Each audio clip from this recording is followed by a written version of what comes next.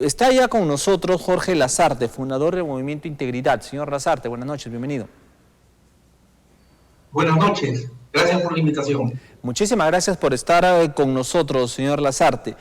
A ver, vamos a empezar por el aspecto político. Mañana se juramenta, tal cual lo anunció la señora Dina Boluarte, el nuevo o nueva premier. Va a cambiar el señor Pedro Angulo como presidente del Consejo de Ministros. ¿Cómo recibe esta noticia y qué perfil tiene que tener este nuevo jefe de gabinete? Creo que el gabinete que nombró inicialmente Dina Boluarte fue un gabinete que no estaba preparado para enfrentar una crisis de esta naturaleza. Recordemos que cuando juramenta Dina Boluarte, el estallido social no tenía las dimensiones que tiene ahora.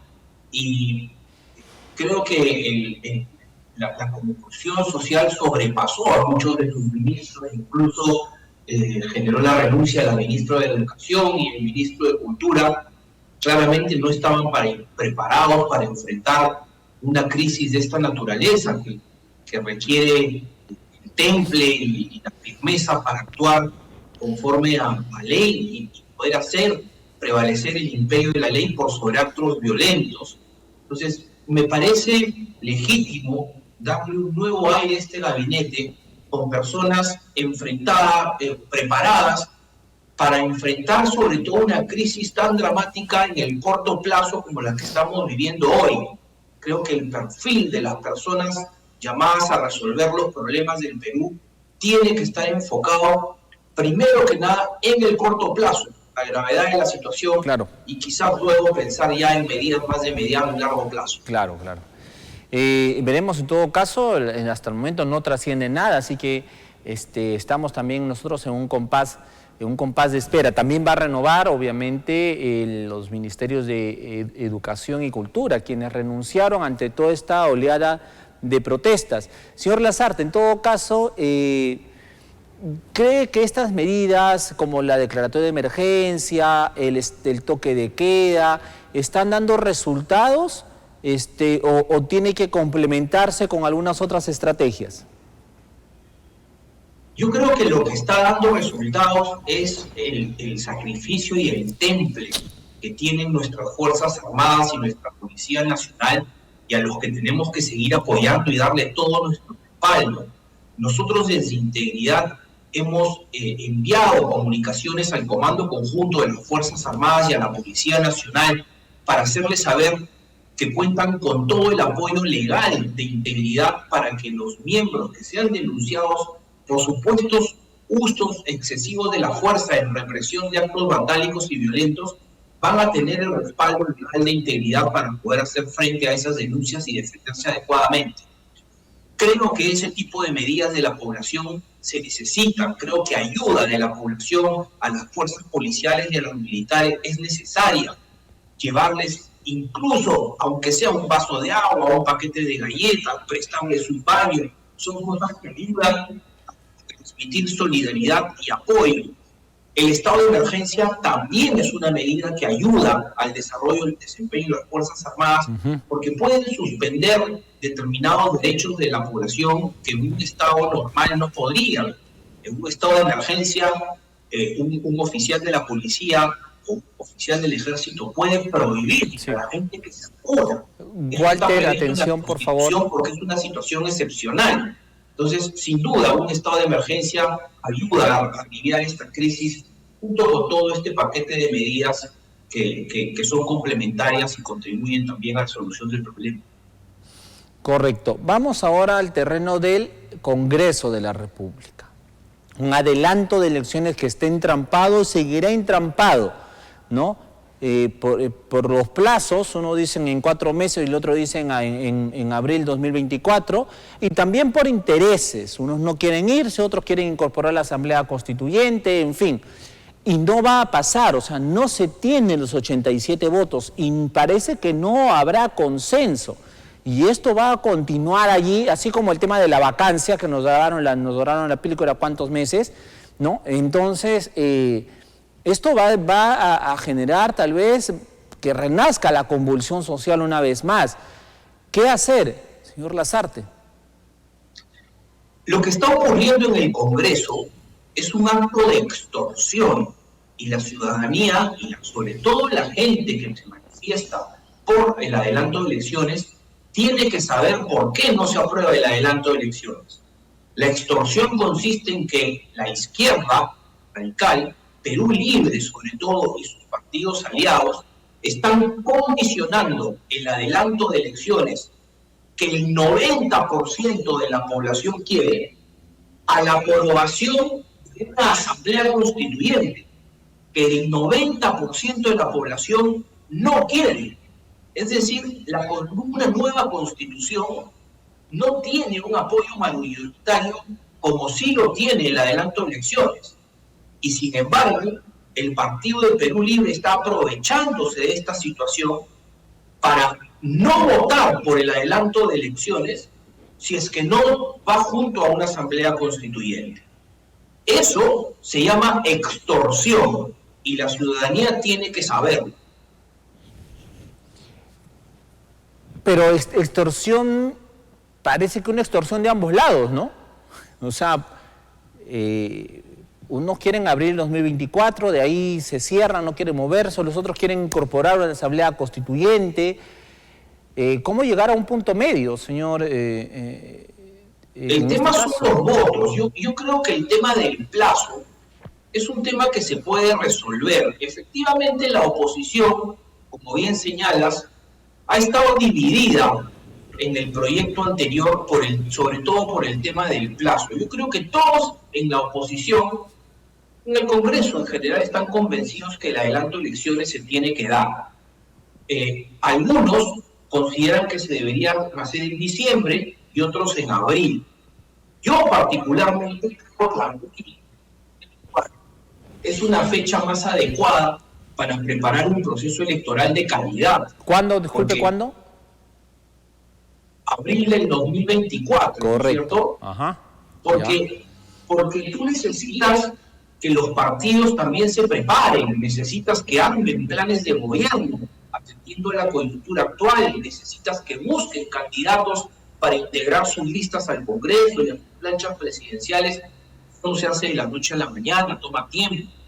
Además, en el Perú entraba hace poco una nueva ley que obliga a hacer elecciones internas dentro de los partidos políticos. Y eso no se ha hecho nunca antes en el Perú y es un proceso electoral nuevo.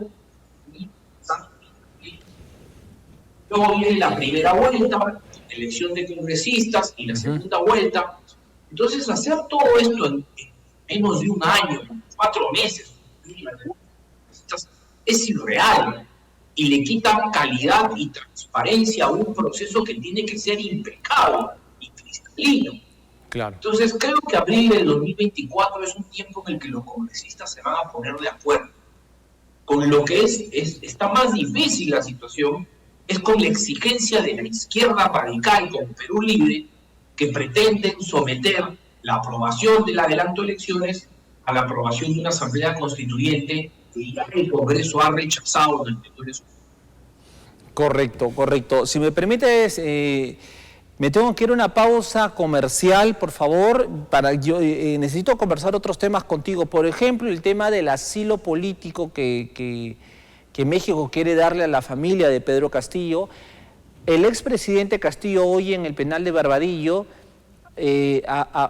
ha tenido cinco abogados desde que dio el golpe de Estado. Imagínense, yo decía en la introducción del programa, así como cambió de gabinetes y de ministros y demás, también está cambiando de abogados así por doquier.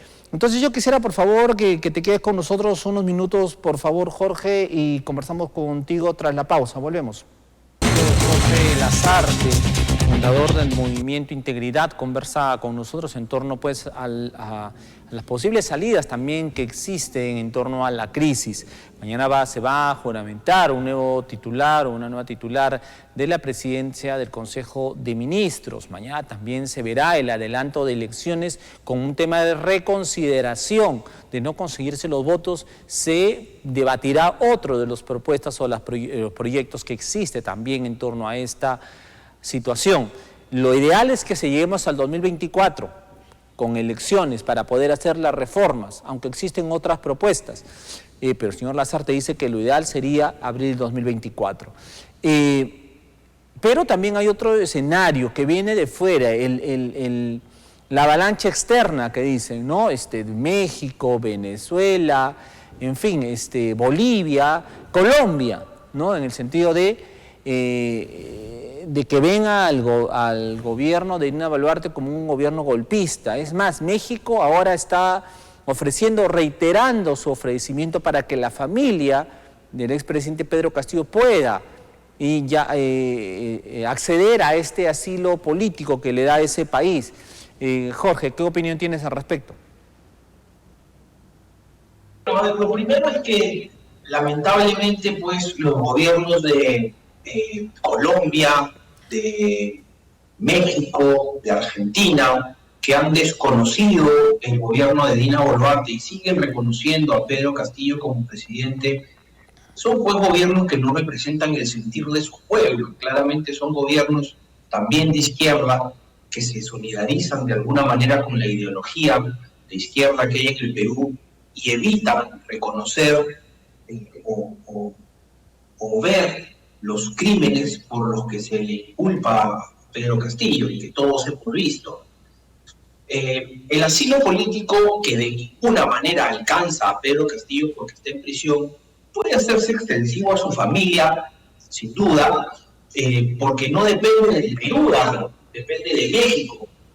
Y México puede considerar que una persona es perseguida política así nosotros consideremos que no lo sea. Entonces, es una decisión unilateral de México el dar asilo político a la familia de Pedro Castillo, y en verdad no hay mucho que pueda hacer. Ahora, en tanto los familiares de Pedro Castillo no sean perseguidos por la justicia peruana, no sean requisitoreados, no sean detenidos, creo que es algo inocuo. Y si fuera el caso, por ejemplo, de que haya alguna denuncia contra la esposa o contra algún otro familiar, puede ser perfectamente detenido antes de que se le conceda el asilo, y ese asilo ya no sería procedente. Correcto. En todo caso hay un margen ahí muy estrecho, y ojo con esto. Como bien dices tú, hay unas investigaciones fiscales pendientes. Mañana también, en todo caso el día de hoy, la Subcomisión de Acusaciones Constitucionales ya ha derivado el expediente de la acusación constitucional contra Castillo a manos de, en este caso, Diego Bazán, el congresista por la Libertad. Entonces tendría que acelerarse esto para poder continuar con el proceso de investigación y acusación contra el expresidente. Correcto, hay varias denuncias que interpuso la fiscal de la Nación por las cuales Pedro Castillo debe responder, y para que ello ocurra es preciso que el Congreso levante la inmunidad que tiene en este antejuicio político que se inicie en la Subcomisión de Acusaciones Constitucionales. Y ahí el congresista Bazán, como bien indicas, tiene una responsabilidad muy importante para impulsar este proceso. Pero ahora, ¿qué hacer con el tema de los países que se están entrometiendo? El día de hoy el Ministerio de Relaciones Exteriores, a través de Cancillería, han respondido a Colombia, pero siguen entrometiéndose. Y ojo, acaba de hablar la canciller de Chile, la ministra de Relaciones Exteriores de Chile. ¿Qué ha dicho? Ha manifestado que el expresidente Pedro Castillo no es golpista, dice. Ojo con lo que dice, miren, amigos televidentes, mira, Jorge, dice: para la titular de la Cancillería chilena, Antonia Urrejola, el expresidente Pedro Castillo solo incumplió, dice, las normas constitucionales al haber cerrado el Congreso sin motivos fundamentados. Pero no es lo mismo que un golpe. Explícame, Jorge, esto. No es lo mismo que decir que ha sido un golpe el hecho de cerrar el Congreso sin motivos fundamentados y sin respeto a la Constitución. Eso es un golpe, ¿no? Entonces, ¿cómo es que la canciller de Chile diga que no lo reconozca como golpista, no? Claro, no, totalmente de acuerdo contigo. No se puede tapar el sol con un dedo. Todos vimos por televisión las declaraciones, el mensaje a la nación de Pedro Castillo disolviendo el Congreso. No logró porque las Fuerzas Armadas no lo apoyaron, pero el mensaje de disolución fue claro, inequívoco. Yo creo que los funcionarios de gobiernos extranjeros tienen una actitud provocadora, sin duda. Hay otros gobiernos, la mayoría de países del mundo, incluyendo organizaciones internacionales como la OEA y gobiernos tan importantes como los Estados Unidos y la Unión Europea en su conjunto, que sí reconocen a Pedro Castillo como golpista y a Dina Boluarte como la presidenta del Perú, son los que realmente deberían importarnos, porque ante la comunidad internacional, en su enorme mayoría, Pedro Castillo es un golpista. Creo que ceder o pisar el palito de estas declaraciones provocadoras de los gobiernos de Chile, Colombia, Argentina y México no es apropiado. Es lamentable las declaraciones, pero no podemos dejar de pensar en la enorme importancia económica que tienen esos países para el Perú. Yo creo, por ejemplo, que romper relaciones diplomáticas con esos países sería un error garrafal, ¿no? Yo creo que esas relaciones tienen que mantenerse y dejar pues a los gobernantes de esos países que piensen lo que quieran pensar, ¿no? Ajá. No podemos influenciar o pedirles que digan lo que nosotros querramos. Jorge, o para enviamos sus informaciones sí. Y no las compartimos, pero es lo que toca. O para decirlo más simple, no nos podemos pelear con países hermanos por Pedro Castillo. O sea, para decirlo más simple el tema. Para terminar, Jorge, el presidente Pedro Castillo ha cambiado de abogados en estas semanas desde que dio el golpe de Estado, como cambiaba de gabinete, ¿ah? Desde Benji Espinosa, quien fue quien lo defendía, obvio, y ni bien se enteró del golpe de Estado, decidió renunciar. Después ha venido Aníbal Torres, quien lo acompañó en esta fuga, ¿no?, frustrada a la Embajada de México, y finalmente fue detenido y se presentó como su abogado, ¿no?, y que después dijo: ya no soy más el abogado de este señor. Después vino el señor Miguel Pérez Arroyo, también se presentó como abogado, se reunió con él, se tomó su selfie, ¿no?, lo puso en sus redes, y después renunció indicando haber sido víctima de ataques, dijo, no directos por parte del entorno de Castillo. Y los últimos que han renunciado ha sido Ronald Atencio, y tenemos ahí la imagen, Walter, si me ayudas por favor. También ha renunciado el señor Ronald Atencio y Raúl Noblecilla. Han renunciado, ¿no?, a la defensa, en este caso, de Pedro Castillo, ¿no? Entonces, 5 abogados en tan pocos días. Jorge, ¿qué opinión tienes? Yo no sé si han renunciado o los han votado. Y la verdad es que con ese nivel de abogados de Pedro Castillo, yo también pues hubiera cambiado de abogado bastante rápido. O sea, a mí no me sorprende que con esa calidad de abogados, que además son abogados partidarios y que comparten la ideología de Perú Libre y han estado involucrados en el gobierno, se terminen alejando pues de la defensa de Castillo, ¿no? Y hace mucho, es muy sugestivo. Raúl Noblecilla, por ejemplo, tiene un cargo de viceministro de Gobernanza en los últimos días de la gestión, y muy ligado a Perú Libre, ¿no?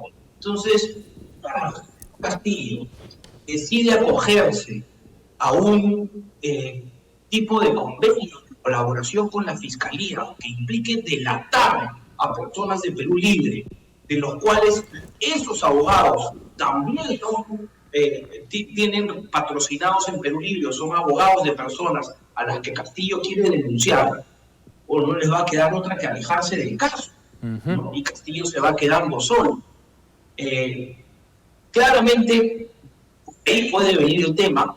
Creo que Pedro Castillo está arrinconado, no le va a quedar otra estrategia de defensa que empezar a hablar y delatar a personas para tratar de llegar a acuerdos. y es entendible que personas o que abogados cercanos al partido o a otros funcionarios del gobierno se alejen de la defensa.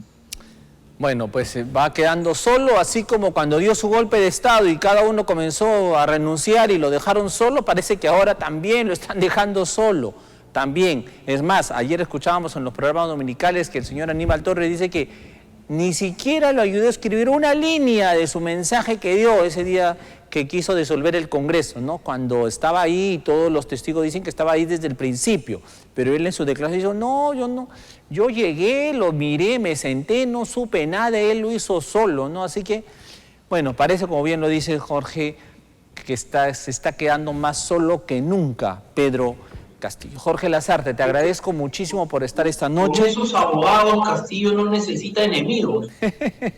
Efectivamente, pero bueno, pues él lo buscó, así que ni modo, que asuma, pero que asuma con valentía, pues no esté diciendo que no dio el golpe de Estado, que se tomó un brebaje, que lo pepearon, que venga la gente a defenderlo, o sea, que no, pues que asuma su responsabilidad al menos una vez desde que asumió la presidencia. Muchísimas gracias, Jorge, y muchísimas gracias. Gracias a ustedes. Gracias a ustedes. Un abrazo fuerte. Jorge Lasarte estuvo con nosotros, fundador del Movimiento Integridad, analizando este tema.